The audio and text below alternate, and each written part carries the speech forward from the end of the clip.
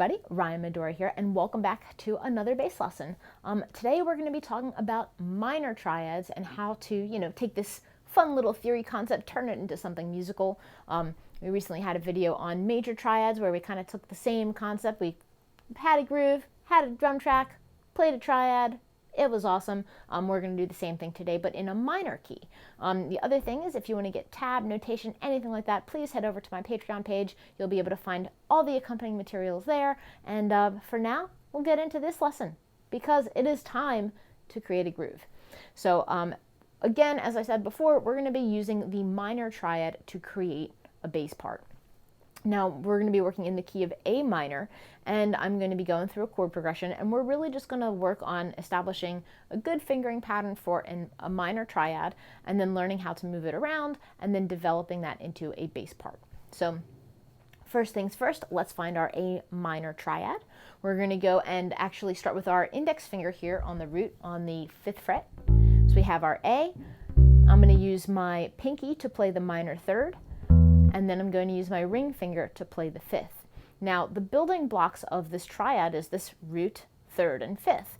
Whether something is major or minor is determined by the 3rd of the chord. So if you imagine playing a minor scale pattern and going like 1, 2, 3, you'll realize that that 3rd scale degree of our minor scale is going to give us our minor 3rd for our A minor chord.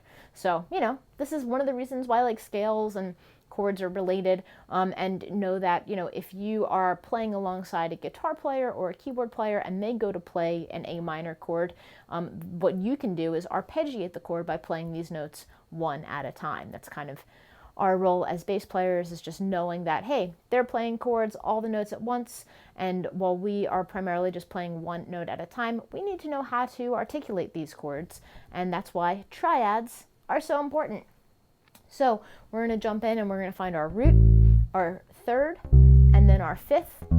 And you can see that I'm using that 4-fret span fingering, index finger, pinky, ring, and make sure that you have like good technique here. You want to absolutely make sure that, your index finger is right behind the fret.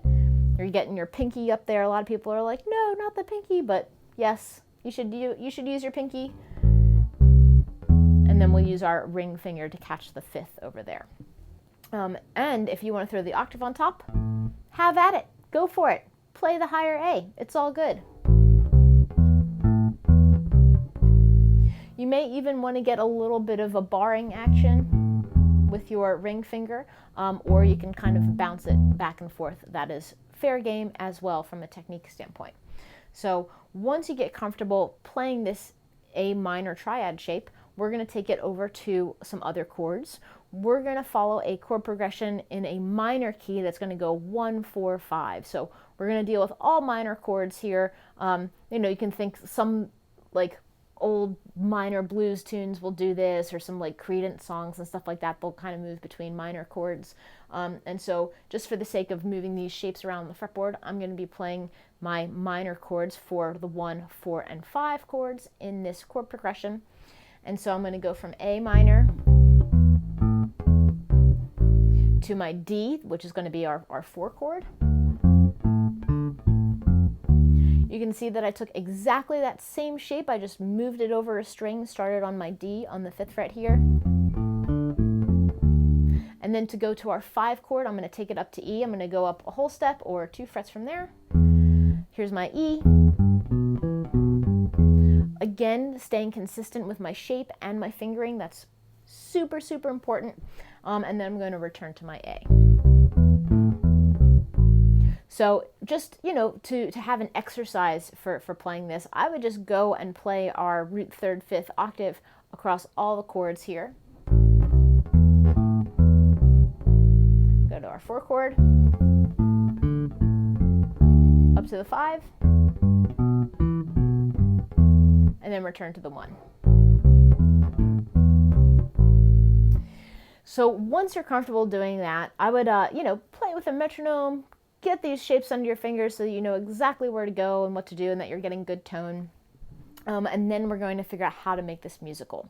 So the key here is going away from that very like boxy style of root 3rd, 5th octave, and giving it some groove, giving it some funk. So anything is fair game here. You can double up, play notes 2, 3, 4 times. I don't care, however many times you want. You could play dead notes. You can slide into a note just for some fun articulation. There are a lot of different ways that you can manipulate how you play the notes of the triad to make it into something that is a musical part. That's what's so cool about this style of playing, is like taking that theory concept that you have. It's like, oh, here's my minor triad, and turning it into a groove. So, I like to double up this first note. That's got a groove already. I'm doubling up the first note. I'm going to play my third, my minor third, a couple of times, maybe throw a dead note in between the attacks, something like that.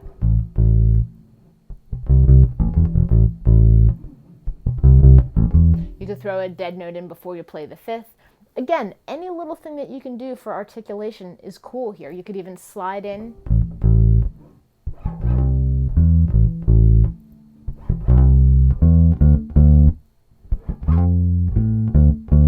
There I'm kind of sliding into the third of the chord, root note twice, slide into the third, play in the fifth, and just those little things, those moments of articulation are going to be the things that take it out of exercise and into music.